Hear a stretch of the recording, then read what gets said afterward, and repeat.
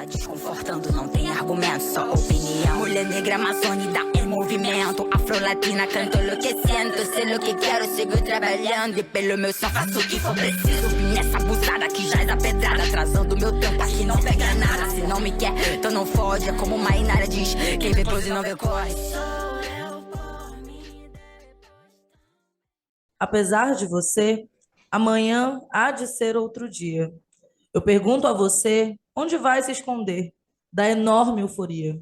Como vai proibir quando o galo insistir em cantar? Água nova brotando e a gente se amando sem parar. Apesar de você, Chico Buarque. Sejam todos bem-vindos a mais um episódio do podcast Odaras, uma produção do coletivo Odaras, em parceria com a revista Cenário. Hoje estamos desfalcadas. Estou aqui apenas com minha irmã, Raíza. Laila e Luciana, por questões pessoais, não puderam participar do programa de hoje, mas estarão com a gente na próxima semana, com certeza. E hoje nós vamos falar sobre fake news, censura e liberdade de expressão. E aí nós temos uma convidada mais do que especial, Sil Bahia, para falar com a gente sobre esse tema, que é um tema extremamente atual, extremamente relevante, especialmente nesse pós-eleição, né? A gente sabe que as fake news, essa tática, a estratégia de notícias falsas, foi muito utilizada, né, desde o impeachment da ex-presidente Dilma Rousseff, durante as eleições presidenciais de 2018, e foi algo que realmente fugiu do controle em 2022, né? O que a gente está vendo assim é uma onda de notícias falsas como nunca vista antes e se reverberando realmente através das redes sociais, como o WhatsApp, o Telegram, o Twitter, o Facebook, enfim. E para falar com a gente sobre essa parte tecnológica, ela que é comunicadora, empreendedora social, mulher preta, Sil Bahia, se apresente, fala um pouquinho sobre você, sobre o seu trabalho. Oi, gente, boa tarde a todo mundo que está nos assistindo, nos ouvindo. Prazer estar aqui com vocês. Meu nome é Silvana Bahia, eu gosto que me chamem de Sil. Eu sou co-diretora executiva de uma organização social chamada OLAB, que é uma organização que tem sede no Rio de Janeiro, e a gente trabalha aí nessa missão de estimular, né, a democratização das tecnologias. Bom, esse é o meu guarda-chuva principal. Na verdade, eu tenho trabalhado há mais de 10 anos com projetos e iniciativas que estão ligadas à cultura digital, à luta antirracista e, ao fim, né, a redução aí das desigualdades sociais. Então, é um prazer estar aqui com vocês. Muito obrigada, Sil. E aí, queria começar assim, pelo começo, realmente, né? Você já falou um pouquinho do seu trabalho com a tecnologia, e aí eu queria saber de você, porque eu acho que realmente parte, né, essa questão da reverberação de notícias falsas, parte muito de uma ignorância da população com relação aos conceitos de fake news, de censura e de liberdade de expressão. Então, o que a gente tem visto muito hoje nas redes sociais é uma manifestação muito grande, alegando que supressão de notícia falsa configura censura, que é violação aos direitos de liberdade de expressão, que as pessoas têm direito de dizer o que querem, em que pese sejam informações inverídicas. Então, para começar do começo, como é que a gente consegue conceituar, diferenciar o que é fake news, o que é censura e o que é liberdade de expressão? Boas perguntas, Carol. Você já vê assim como os conceitos. Eu vou tentar responder aqui a partir da minha perspectiva e do que eu conheço. Bom, fake news são notícias, né, que não são verdadeiras, mas que têm aí um intuito de se propagar mesmo, de virar uma verdade, né, entre muitas aspas, no campo da informação. Então, eu gosto, quando eu estou dando aula, eu sempre gosto de explicar a fake news como uma fofoca, uma mentira e uma difamação que acaba tendo um poder de escala muito grande, né? Porque isso que eu acho que é o grande diferencial da questão das tecnologias digitais, né? Porque a escala é muito grande desse tipo de notícia falsa, né? E a fake news é uma notícia falsa com intenção de propagação. Censura é proibição, né? É censurar, é proibir algum tipo de conteúdo, algum tipo de fala, algum tipo de comentário, né, que esteja ferindo de alguma forma algum tipo de regra, né? Basicamente, censura é isso. E liberdade de expressão é aquilo que é mais difícil, às vezes, até de entender quando a gente vive esse momento, né, com esse boom de informação e de tudo mais, porque as pessoas acham que elas têm liberdade de expressão, é poder ofender o outro, é poder ser preconceituoso com o outro, é poder fazer ataques, né? E eu estou dentro da minha liberdade. E na realidade a gente tem a liberdade de poder sim ter as nossas opiniões sobre diferentes coisas, mas isso também tem um limite que esbarra, né, na questão do direito, do respeito com o outro. Então, você pode ter opinião, achar que aquilo é azul ou aquilo é vermelho, mas você publicizar isso, né, trazer isso como uma verdade, isso tá totalmente fora de uma ideia de liberdade de expressão. Então, começando do começo, assim, eu conceituaria esses três conceitos dessa forma, né?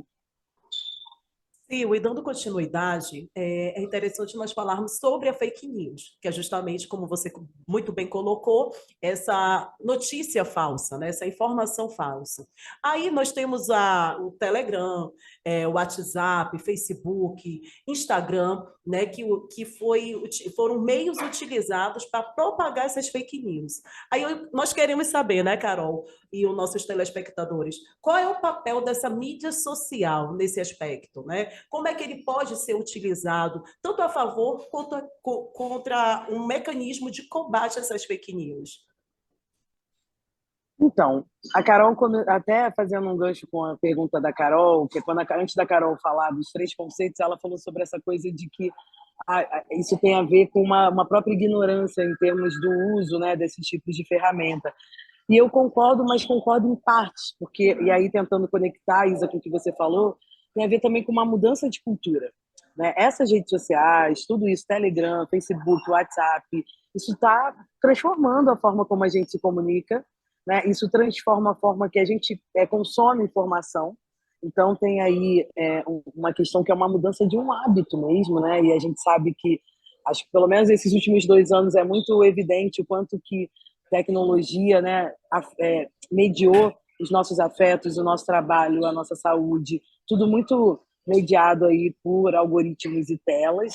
Então eu acho que sim, tem uma questão que é de digamos que, por faltar uma palavra melhor, eu diria educação para lidar com essas novas mídias. E tem uma outra coisa que é essa alteração na cultura mesmo, né? Então, não sei, a gente não dá para ser as mesmas regras do jogo que a gente tinha antes, né, desse boom desses aparatos digitais, que para hoje, né? Porque isso mudou. Isso mudou a forma como a gente consome, como a gente disputa uma eleição, né? Como a gente pensa o espaço democrático. Então, eu acho que essas coisas precisam ser revistas também, né? Porque a gente não vai conseguir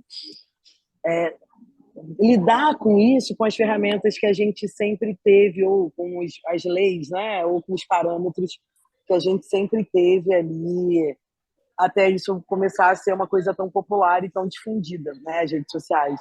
Então, acho que esse é o desafio, assim, como que a gente pensa, como que a gente cria cultura política, regra para esse jogo a partir desses aparatos, né? Porque não dá para ser com as mesmas regras que a gente veio até aqui, porque o jogo mudou. Isso interfere totalmente na forma que a gente consome, como a gente vota, e a gente sabe também, já emendando com uma outra reflexão, o quanto que a gente está inserido em bolhas digitais também, né? Eu ia falar exatamente sobre isso, Sil. E assim, falo como uma usuária, conto mais do Twitter, por exemplo. Já tenho Twitter há mais de 14 anos, e assim, a gente viu como a rede social evoluiu nesse meio tempo, né? Como que a agilidade de informação, como que, tipo, a informação se propaga com uma velocidade tremenda. Então, assim, se acontece alguma coisa, o primeiro lugar onde eu vou pesquisar o que aconteceu é no Twitter. Então, assim, e o que você fala é muito interessante sobre como as redes sociais elas moldam, né, a forma como a gente se relaciona com o mundo, como a gente vota, como a gente se posiciona, como a gente cobra posicionamento dos outros. Então, eu acho que o que a gente percebe, por exemplo, agora o Twitter foi comprado pelo Elon Musk, então a gente tem visto alguns influenciadores da extrema-direita cobrando o Elon Musk com relação à censura do que está acontecendo no Brasil, enfim, cobrando dele um posicionamento, cobrando dele medidas para coibir, né, a suspensão dessas contas que estão propagando notícias falsas, abertamente falsas, que todo mundo sabe. Mas aí eu queria falar especificamente sobre as redes sociais. A gente fala muito que não tem que ter mecanismos para enfrentar as notícias falsas, mas tu podes exemplificar quais seriam esses mecanismos que já são adotados ou que podem ser adotados pelas redes sociais, pelas plataformas, pelos veículos de comunicação, realmente para coibir, para reduzir ou para realmente tornar factível, checável, né, essas informações que são propagadas assim. Isso é uma questão que tem sido muito debatida, né, no campo da sociedade civil também, sobre qual a responsabilidade dessas plataformas em processos democráticos, né? Porque isso é uma questão, assim como você falou, Elon Musk comprou o Twitter. Essas plataformas, elas são de interesse privado, né? Não é um espaço público. A gente tem uma ideia de que a democracia, isso é o que tem a liberdade de expressão, enfim, poder usar essas ferramentas para se manifestar, porque isso é um espaço democrático. Isso é uma coisa que as plataformas não são democráticas, né? E isso é uma realidade, porque a gente sabe como que os conteúdos chegam, para quem que chegam, existe um porquê de tudo, né? E eu acho que uma das medidas importantes, e acho que, sem dúvida, isso é uma luta que a gente vem pautando na sociedade civil, que é dessas plataformas se responsabilizarem e, em termos de ação, retirar conteúdos falsos, por exemplo. Né? Por que esses conteúdos ficam ali tanto tempo? Então, se você der uma busca, você acha conteúdo falso, sabe? E assim, mesmo quando eles já são provadamente falsos, né? Como eles já estão provados que são falsos, esses conteúdos continuam na rede. Então, isso é uma responsabilidade das plataformas, né? Uma moderação de conteúdo que seja pautada, pelo menos, num compromisso, numa fonte confiável, né? E acho que, mais uma vez, eu recorro à cultura até para dizer isso, porque a gente não tem costume de checar também, né, notícia, se ela é verdadeira ou falsa. Isso também acredito que seja uma característica desse tempo que a gente está vivendo agora, porque quando a gente recebe um meme no grupo da família, por exemplo, a gente não se pergunta de onde veio esse meme, quem criou esse meme. A gente ri do meme, repassa para os nossos amigos, e eu não estou fazendo nenhum julgamento moral sobre isso, mas eu gosto de trazer esse exemplo para mostrar o quanto que a nossa forma também de consumir, ela é moldada, ela está diferente nesse sentido, entendeu? Ela é modificada por conta dessas plataformas. Então, estou falando pelo menos de duas questões, né?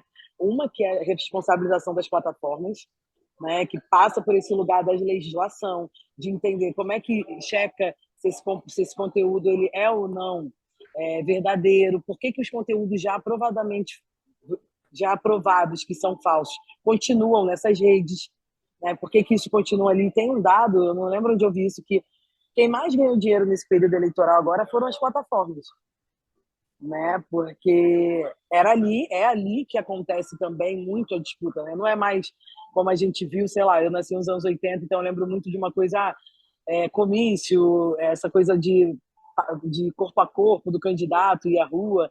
Então tem muitas diferenças sobre isso. Então acho que a primeira coisa é essa responsabilização das plataformas, e uma segunda coisa que é como que a gente também adquire uma certa, vou falar educação, mas não sei nem se é educação a palavra, mas uma educação ou uma relação mais qualificada com tudo isso que a gente está vivendo agora. E talvez isso seja até meio difícil, né, num momento como esse, porque a gente não consegue, às vezes, nem fazer perguntas sobre tudo isso. Então, eu acho que fazer esses questionamentos, assim, sabe? Acho que demanda uma mudança realmente de cultura, né? Eu só queria fazer um adendo nessa tua fala com relação à questão das plataformas, Sil. Foi feita uma análise dos investimentos da campanha do candidato Bolsonaro e ele investiu mais de 74 milhões de reais, né? Na verdade, eu acho que foi 74% do fundo eleitoral que ele tinha para o segundo turno foi investido no YouTube, com campanhas do YouTube. Então, assim, se seu filho abrisse, sei lá, um vídeo da galinha pintadinha, ia aparecer uma campanha do governo do candidato, sabe? Então, assim, é um investimento massivo numa plataforma que realmente é uma plataforma que hoje é acessível para todo mundo, né? Interessante comentar isso, Carol e Sil, porque quando nós estávamos comentando sobre o assunto, sobre o tema, o nosso maior questionamento era justamente como combater, né? Como realmente utilizar de ferramentas para que, por exemplo, aquele termo, né, que eu tinha do Zap, ela passasse a ficar na dúvida sobre aquela informação que ela recebeu ali no grupo de amigos, de família e etc. E além do mais, o próprio TSE teve uma postura diferenciada nesse último pleito, que foi justamente, por exemplo, a Carol trouxe aí o dado de 74% do fundo eleitoral. Eu lembro de uma decisão do Alexandre de Moraes em que ele bloqueou os repasses para alguns canais no YouTube, justamente para tentar coibir esse tipo de massificação, sim, especialmente de forma ilegal, né? E a gente vai falar sobre isso, sobre a postura do TSE, sobre redes sociais e muito mais depois do intervalo. A gente vai continuar esse bate-papo gostoso com a Sil Bahia. Fiquem com a gente.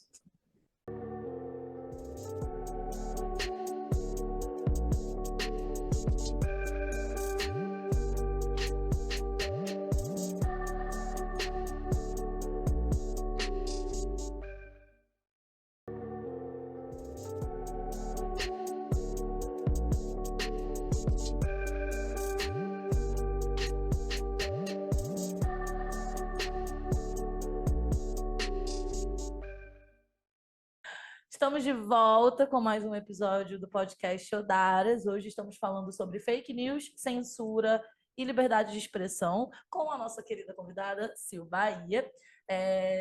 Assim, para contextualizar a próxima pergunta, a gente terminou o bloco passado falando sobre as decisões do ministro Alexandre de Moraes, que atualmente ocupa a presidência do Tribunal Superior Eleitoral, TSE, e a gente estava comentando como que essas decisões estão sendo duramente criticadas, né? Especialmente pela extrema-direita, pelo candidato derrotado, né? E sua base, no sentido de que essas decisões configurariam censura, um cerceamento à liberdade de expressão. Algumas pessoas estão usando a terminologia ditadura ao mesmo tempo que estão na frente de comandos militares e quartéis pedindo intervenção militar. Então, assim, é tudo muito confuso, é tudo muito louco, porque realmente a gente tem que entender que a propagação de notícias falsas, ela foi determinante na eleição do candidato derrotado nas eleições de 2018. Então, assim, a gente tem que ter em mente que, como a Sil falou no primeiro bloco,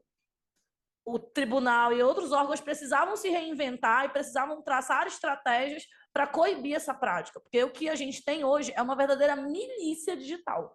É exatamente isso que acontece, é uma propagação absurda de notícias falsas, sem qualquer fundamento, poucos sites de checagem, né? Então, assim, é necessário que órgãos como o TSE realmente se posicionem. E o que o Alexandre de Moraes está fazendo, gente, não é censura, ele está fazendo um controle de conteúdo. Ele está fazendo isso, ele não está fazendo sozinho, ele está fazendo isso de comum acordo com todas as plataformas que atuam no Brasil, porque apesar das plataformas não serem empresas privadas, elas são empresas, como a Sil muito bem colocou, que têm um interesse público, né? É informação, é realmente um campo onde as pessoas se comunicam, são veículos de comunicação, então elas precisam estar realmente atuando em conformidade com a legislação do país onde elas se propõem a atuar, né? E aí eu vou deixar a deixa para a Raíza fazer a pergunta para a nossa convidada. E partindo desse ponto, né, Carol, nós queremos saber, sabe, Sil, como a gente consegue popularizar e massificar, ou criar uma cultura de checagem, se é que eu posso colocar dessa forma. De que forma nós podemos incentivar a mudança de posicionamento? Porque, por exemplo, eu acredito que a Carol aconteça isso também. Durante essa última eleição, eu sempre verificava a origem daquela informação que chegava até a mim. Inclusive, eu passei a seguir algumas páginas especificamente desses conteúdos. E também eu fazia essa verificação com os meus parentes, com os meus amigos, e até falar assim, olha, isso é fake news, toma cuidado. Né? Ou seja, eu comecei a criar esse movimento para que as pessoas que eu convivo tenham essa consciência e querendo ou não, tenham essa postura. E aí, Sil, como é que nós podemos popularizar, né, de forma inteligente, de forma célere? Porque a celeridade é fundamental para o combate dessas fake news, né? Porque enquanto uma está sendo propagada, mais outras 500 estão chegando e por aí vai.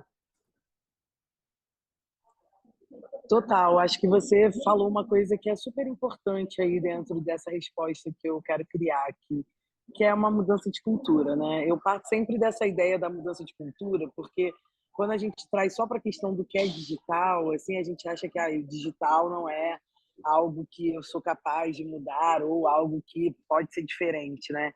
Então, acho que tem, assim, talvez o objetivo maior, sem dúvida, é estimular uma mudança de cultura. E eu acho que nesse caso específico de checagem de notícia, de entender, né, quem é que mandou, de onde que veio, como que isso chega, eu acho que tem a ver com uma questão de linguagem. né? E eu falo linguagem porque esses assuntos, em geral, eles não chegam para todo mundo, esse tipo de conversa que a gente está tendo aqui, né? E, além de não chegar para todo mundo, chega de uma forma, muitas vezes, que afasta as pessoas de quererem entender sobre esse assunto. Eu sou uma mulher que penso comunicação, né? Então, para mim, linguagem pode ser uma chave aí na construção dessa mudança de cultura, que é a de trazer pessoas que não estão nesse métier necessariamente, mas que estão sendo também impactadas por essas mudanças todas, no centro dessas discussões, né? Porque não adianta isso ficar numa discussão só entre especialistas, né? É uma questão que afeta toda a sociedade. Então, de alguma forma, todo mundo tem que querer pelo menos entender um pouco o que é isso, né? E aí não é só sobre ter mais ferramentas que ajudam na checagem, isso também é muito importante. Mas não adianta a gente ter a ferramenta se a gente não sabe como usa. O Brasil tem um problema muito grande quando a gente fala de consumo de tecnologia, né? Eu acho que tem aí pelo menos 3 fatores que são coisas que a gente tem olhado muito aqui no OLAB, que é, a questão do acesso à internet, né? No Brasil, 35,5 milhões de pessoas não têm acesso à internet, ou seja, isso é muita gente, né? E a gente sabe quem são essas pessoas, que essas pessoas têm cor, têm classe social, têm gênero. Um segundo ponto, que é a questão do letramento, da fluência digital. As pessoas têm internet, mas elas não sabem, né, como usar isso para além de ficar zapeando a rede social, por exemplo, dando like em algum tipo de foto. O que essa ferramenta pode, né, trazer, porque, e também, inclusive, entender que até a propaganda que aparece para você, quando você abre o YouTube, quando você abre qualquer outra plataforma dessa, ela também é feita para você, no sentido de que o algoritmo te entrega, né, coisas que ele supostamente acha que você gostaria, baseado nas coisas que você pesquisa, em como você navega pela internet. E o terceiro, que está ligado à questão da produção de tecnologia, né? O Brasil é um país que produz muito pouco tecnologia atualmente. Tomara que isso mude. A partir do ano que vem, a gente consiga ter um pouco mais de investimento, pelo menos na área da ciência e da tecnologia. Mas quando a gente pensa essa coisa da mudança de cultura, de checagem de notícias, isso ainda está muito nichado. Eu acho sempre que a gente precisa criar sempre linguagem, assim como nos ensinam todo dia, né, a não checar a notícia, por exemplo, a consumir essa informação assim sem muito critério, sem muito pensamento crítico. Eu acho que a gente precisa estimular todo dia o contrário, né? Porque isso é um conta-gotas. Não é uma coisa que, então não adianta só falar disso uma vez. Acho que a mídia, inclusive, tem um papel fundamental, a grande mídia, nesse processo, né? Porque a grande mídia, ela ainda chega em muito mais gente que a internet. Então, assim, como que também a grande mídia pode ser aliada nesse processo, né? E eu achei, a gente estava conversando sobre isso, né, durante a elaboração do roteiro, e foi algo que até a Raíza pontuou, porque ela tem uma vivência muito forte realmente nos interiores, né, aqui do Amazonas, como professora, né, até mesmo como advogada, e ela falou, cara, a gente não tem noção, a gente está falando sobre checagem, sobre agência lupa, sobre G1 fato ou fake, sobre fato boato da justiça eleitoral, mas a gente está falando com pessoas que não têm a menor ideia, pessoas que moram em comunidades tradicionais ou pessoas que moram realmente em cidades do interior que não têm pouquíssimo acesso à internet, e o acesso que elas têm é um acesso realmente muito precário, elas não têm como utilizar essas ferramentas de checagem. Interessante você comentar isso, Carol. Se o WhatsApp é fortemente utilizado, e seja para publicar nos grupos, seja para colocar ali nos stories rapidinho, ou até mesmo para levar. Você leva o seu celular, mostra ali a propaganda, a campanha do tal, do candidato X, e assim vai disseminando essa informação. As empresas de telefonia móvel oferecem pacotes de WhatsApp grátis. Você não precisa necessariamente ter crédito para usar o WhatsApp e o Facebook. Então, é muito por isso que essas redes também se popularizaram tanto entre essa população mais carente, né? É interessante assim eu comentar, porque é bolha, né? Nós vivemos numa bolha, né? Até o nosso podcast, o nosso videocast, nós temos um grupo que consegue acessar. Isso foi, inclusive, matéria de uma discussão nossa, assim, conversando, falando de, gente, como é que isso vai chegar? E aí a Lu falou, não é possível que chegue em todo mundo. A gente está dentro de uma bolha e o nosso trabalho, infelizmente, ele não vai atingir todas as camadas da sociedade. Teremos que adquirir outros braços. Eu acho que essa questão da fake news, dessa possível censura e liberdade de expressão, é criar braços, né? E realmente você sair do seu lugar de comodismo e falar, calma, não é assim que funciona. Vamos verificar? Utiliza o Google, vamos pesquisar, né? Porque, de fato, é você se movimentar, você ser ativo e influenciando ali as suas pessoas. Eu sou chata também, assim, eu lembro que logo depois do segundo turno, assim, começou uma discussão em casa mesmo, assim, com relação ao segundo turno das eleições. E aí, não, mas toda manifestação é legítima e tudo mais. Eu falo, tá, mas as pessoas estão se manifestando contra uma eleição democrática que foi completamente lisa e isenta de fraude. Isso já está comprovado. O TSE já bateu o martelo. Não tem que as Forças Armadas se manifestarem e tal. Não, mas é porque você viu o vídeo daquele argentino. Aí eu tive que ir no Google. Vamos lá, vídeo argentino. E, tipo, sabe, você tem que realmente ter esse trabalho de base e tem que ter muita paciência para explicar que aquele conteúdo não é um conteúdo verdadeiro, que aquele conteúdo é um conteúdo que não tem base científica. Um conteúdo problemático. Só que também, aí né? a gente lida também com uma coisa que até que eu comentei ontem, que é a preguiça também da pessoa, de pesquisar. Né? Porque as pessoas às vezes têm preguiça, não querem. É muito fácil você pegar o celular, ler uma notícia e falar, nossa, que coisa, né? E sair repassando. Né? Acho que dá trabalho. E aí, sim, eu queria te fazer uma pergunta extra, né? Dentro do bojo das nossas perguntas. Como lidar com a preguiça digital? Porque, para mim, é muito disso, sabe? A pessoa não tem mais a curiosidade de pesquisar mais a fundo sobre o que ela tem contato. É tanto imediatismo nessa nossa relação com as redes sociais, que é basicamente ler o conteúdo e sair passando para frente sem se preocupar, né? Exatamente. Eu acho que isso é uma questão desse tempo, né, que a gente está vivendo de um boom de informação, tudo é informação. O que é mais caro? Eu acho que, eu sempre falo isso, que uma das coisas mais caras do mundo, na minha opinião, hoje é a atenção, né? Porque todas essas plataformas, elas disputam a nossa atenção o tempo inteiro. Então, assim, você escuta uma música no YouTube, daqui a pouco o YouTube te dá uma outra música quando a sua música acabar, porque ele não quer que você saia dali. Para você continuar aí, isso com vários outros, a gente pode pegar várias plataformas e pensar isso também. Agora, eu acho que a gente, há muitos anos, né, a gente entende que os veículos de comunicação, eles estão falando a verdade. Então, é mais uma vez, né, uma coisa que a gente nunca questionou muito. Será que aquela emissora de TV YXZ está falando a verdade? Será que esse jornal aqui é real, o que ele está dizendo? É verdade ou é mentira isso aqui? Isso não é uma coisa que é comum para a gente fazer. A gente não, pelo menos assim, a minha geração não é, até a minha geração, pelo menos, nunca foi a idoneidade das mídias, nunca foi uma coisa questionável, né? Mas agora isso é alterado, né? Com tudo, da forma que a gente vem consumindo informação, isso tem muito a ver com essa revolução, né, no campo das comunicações digitais. E eu acho que, mais uma vez, assim, não é uma preguiça porque a gente não tem esse hábito. Isso não é uma coisa que a gente faz normalmente. Você lê uma notícia, você fala, pô, aquela notícia é verdadeira. Né? Como é que eu vou checar? Não, mas é porque eu confio nesse veículo aqui. Eu leio esse veículo há 20 anos, entendeu? Então, assim, mais uma vez, né, eu não sendo repetitiva, mas mais uma vez eu acho que é uma mudança de cultura. E tudo isso, mudança de cultura não acontece do dia para a noite, né? Mudança de cultura leva tempo.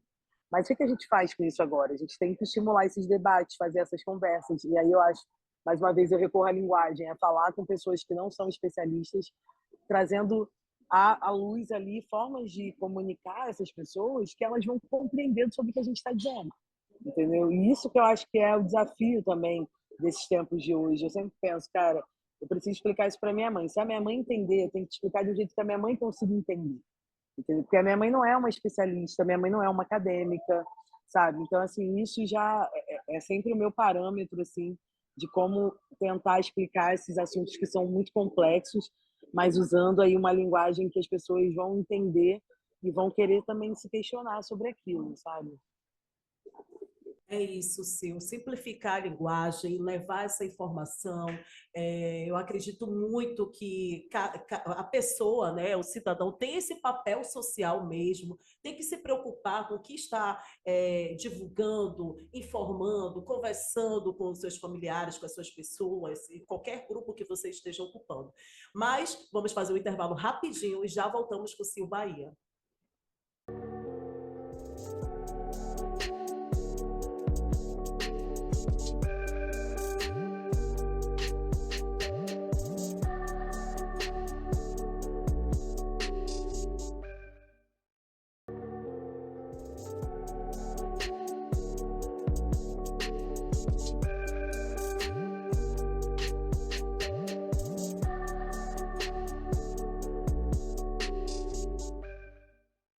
Voltamos com mais um episódio do Odaras com Sil Bahia. Sil, temos mais uma pergunta. Dessa vez, mais duas. Saideira. Dessa vez, é justamente assim, nós vimos vários perfis de influenciadores, políticos, artistas que foram banidos, né? Realmente foram retirados do ar, vou colocar dessa forma. E todos, né, defenderam um discurso de que estavam sendo censurados, um absurdo, como é que pode e tal, tem que ser combatido. Partindo desse ponto, né, da censura, por que nós não podemos comparar essa desinformação com a censura? Né? Por que nós não podemos comparar esse combate às fake news com essa censura? Bom, basicamente porque desinformação é uma mentira, né? Uma não-verdade com o intuito de ser propagada. Né? Desinformação é isso, é você pegar uma história que não é verdadeira e você ter um intuito, né, de propagar aquilo ali. Esses influencers, eles ganhavam muito dinheiro para fazer esse tipo de trabalho, né? E é claro que eles vão apelar para uma ideia de censura, que é a proibição, né, censura é você proibir algo que é uma verdade que não pode ser dita, por exemplo, né? Isso é muito... Não é o caso da desinformação. A desinformação é outra coisa. Então, é muito... Eles alegarem, né, que estão sendo censurados é muito absurdo, porque eles estão contando uma mentira que é descaradamente, né, comprovadamente uma mentira, e eles têm essa intenção de propagar essa mentira. Então, isso não é uma censura. Se a gente está vivendo um território, né, uma experiência democrática, a gente não pode compactuar com essas mentiras, né? A gente, que eu digo, o Estado, essas empresas que são de interesse público, né? Então, são coisas totalmente diferentes, né? A desinformação e a censura. E eu Uma acho... coisa, Pode falar, até Sil. queria... Você fala Não, fala aí, desculpa, até... Acho que você vai fazer essa pergunta depois, Carol, fala aí. Não, eu ia só complementar a tua fala, falando de um vídeo, assim, que seria cômico se não fosse trágico, que eu assisti essa última semana. Foi um vídeo do Monark, né? Ele tem um canal novo agora, de entrevistas. Ele estava entrevistando o Arthur Duval. Então, assim, você já imagina o caos que não devia estar a condição da entrevista.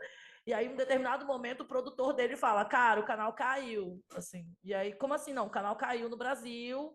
Acabei de receber essa informação, e aí ele fica meio em choque, ele fala, por quê? Aí o Arthur Duval vira pra ele e fala, cara, você compartilhou aquele vídeo do argentino falando das urnas, provavelmente o seu canal foi derrubado por conta da decisão do TSE. E aí o Monark fica completamente descontrolado, falando que aquilo configura censura, que a gente está numa ditadura, que... E aí o Arthur Duval, num lapso enfim, né...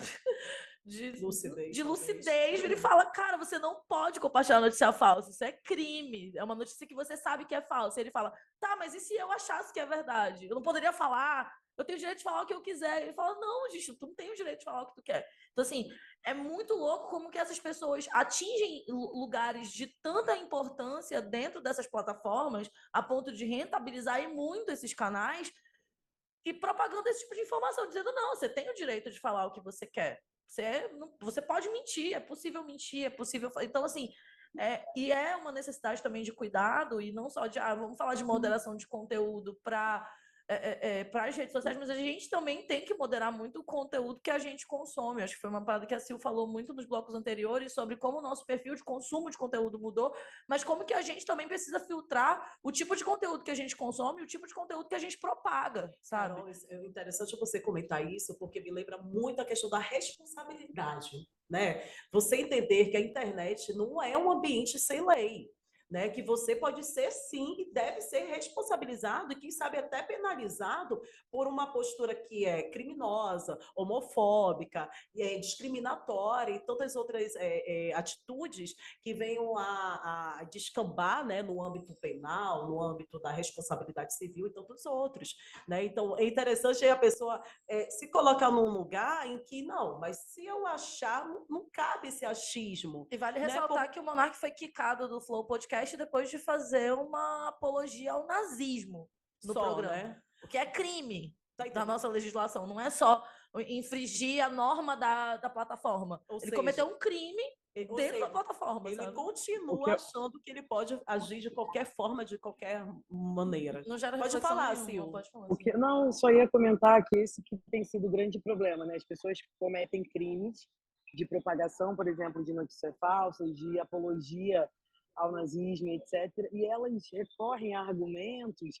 democráticos de tipo estão sendo censurados, mas sabendo que estão cometendo um crime, né? Então, assim, parece até que é uma questão de gente que está com alguma divergência neuro, né? Não tipo, as pessoas sabem o que elas estão falando, elas sabem o que elas estão fazendo, né? Para até usar uma fala que a Sueli Carneiro fez há uns anos atrás, tipo, racismo não é uma coisa de gente ignorante, sabe? Então, assim, aí eu estou pegando o racismo como exemplo, mas esses comportamentos não são de pessoas ignorantes, que elas estão fazendo isso porque elas não sabem o que é o certo, né? Então, assim, isso é muito complicado também, porque questiona a própria ideia do que é verdade, do que é certo, do que é errado, né? E isso acaba sendo um problema quando a gente vive numa sociedade que se propõe a ser democrática, né?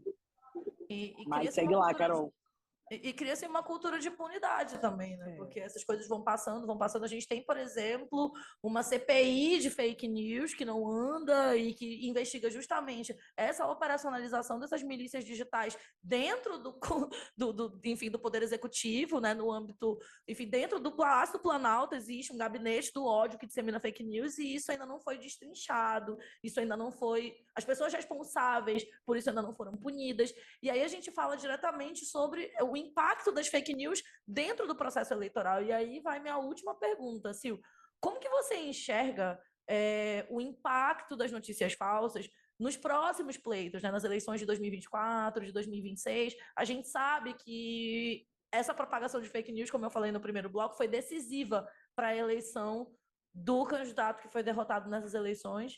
E não acaba por aqui, né? Porque ele passou, mas todo o bolsonarismo e a extrema-direita que ascendeu junto com ele, que se elegeu para cargos, né, no poder legislativo e no poder executivo Brasil afora, está aí, é uma forte oposição ao Lula e a gente vai ter que lidar com as notícias falsas porque elas são agora uma realidade, uma nova ferramenta, uma nova estratégia eleitoral. E aí eu queria saber de ti como que tu encaras, como que tu vê realmente o impacto disso para os próximos pleitos, como que as redes sociais vão se reorganizar, como que o TSE pode se reorganizar, assim, previsões, né, para as próximas eleições. Bom, eu acho que a gente, de 2018 para cá, até 2026, a gente já vai ter um acúmulo ainda pequeno, mas um pouco maior sobre essas questões, né? Eu acho que ampliar o debate sobre a questão das fake news, da desinformação, de como que isso tem afetado a sociedade, é uma missão que a gente tem daqui para os próximos anos.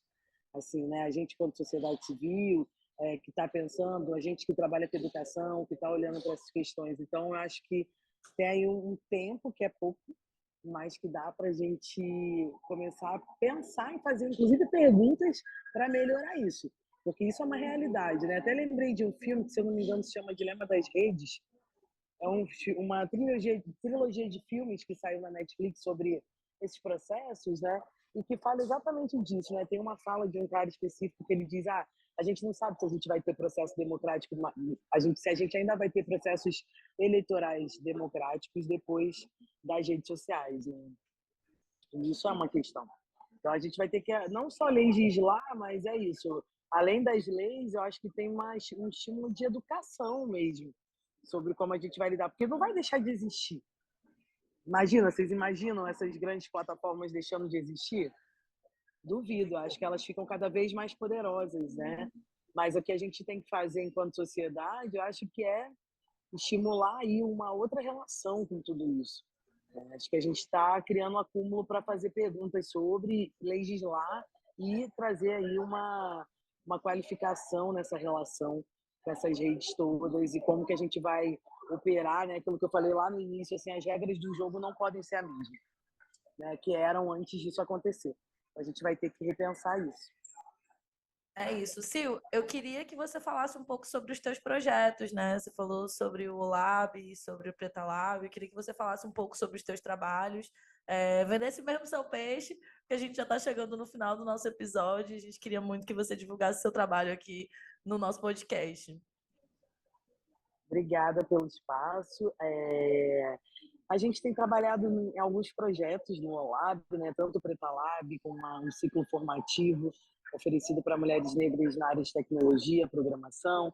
Tem o Aprenda com uma Avó, que é um programa de letramento digital para pessoas acima de 60 anos.